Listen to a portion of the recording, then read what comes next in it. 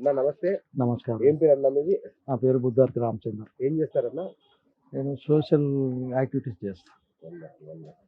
అన్న ఏంటి మంచిర్యాలలో ఇప్పుడు మరి ఎన్నికలు జరగబోతున్నాయి. ఎట్లా ఉంది వాతావరణం?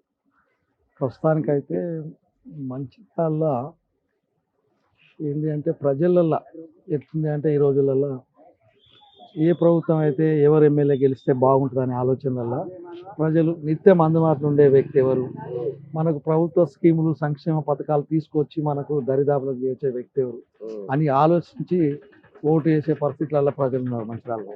అందులో ముఖ్యంగా దివాకర్ రావు వైపే ఎక్కువ మంది మొగ్గు చూపుతారు. ఇక్కడ దివాకర్ రావు గారు ప్రజల మధ్య ఉంటారా?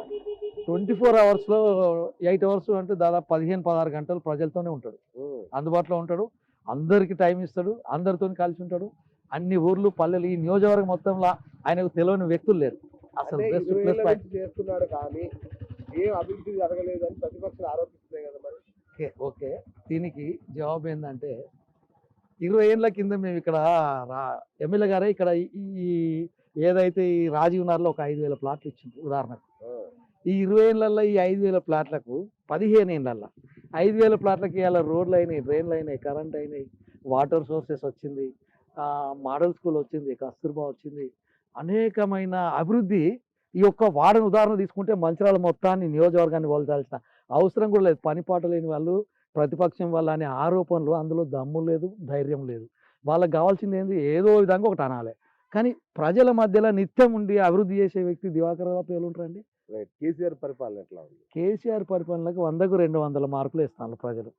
ఒక్క 100కు 200 ఇస్తాను ఈ రాష్ట్రంలో. అంటే మేము ఇక్కడ ఒక్కటని కాదు, ఎక్కడ పోయినా ట్రైన్లనో బస్సులనో లేకపోతే అక్కడనో మార్కెట్లనో లేకపోతే బజార్లలోనో వ్యాపారస్తుల దగ్గరనో తిరుగుతుంటే జనంలో అందరిని అట్లా అడిగి అక్కడ కూర్చుని కాడ తెలుసుకుంటే కేసీఆర్ గారు కాక ఇక్కడ ముఖ్యమంత్రి ఏమంటే ఈ తెలంగాణ రాష్ట్రాన్ని అమ్ముకుంటారు, తెలంగాణ రాష్ట్రమే ఉండదు అనే ఆలోచనలు ఉన్నారు ప్రజలు. ఏకైక వ్యక్తి ఈ రాష్ట్రానికి ముఖ్యమంత్రి ఇవ్వాలంటే కేసీఆర్ అనే ఆలోచనలు ఉన్నారు ప్రజలు. రైట్. కేసీఆర్ భరోసా బాగుందా? కాంగ్రెస్ హామీలు బాగున్నాయా?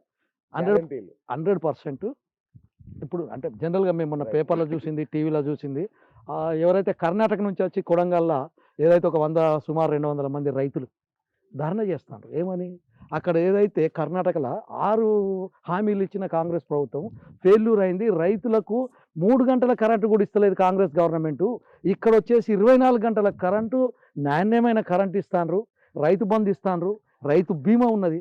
ఇలాంటి రాష్ట్రం, ఇలాంటి ముఖ్యమంత్రి, ఇలాంటి పథకాలు కావాలి. కానీ మాకు ఆ కాంగ్రెస్ పార్టీ అక్కడ పెట్టిన పథకాలు ఇప్పుడే అది నడుస్తలేవు. ఇక్కడ ఇట్లా ఆ పథకాల జోలి తీస్తే అసలు రాను రాను ప్రజలకు కానీ మంచిలు కూడా దొరకాయి, రైతు వ్యవసాయం కూడా చేయడానికి ఆలోచనలు ఉన్నారు. ఇక్కడ సో మొత్తానికి దివాకర్ రావు గారిని గెలిపించుకుంటారు.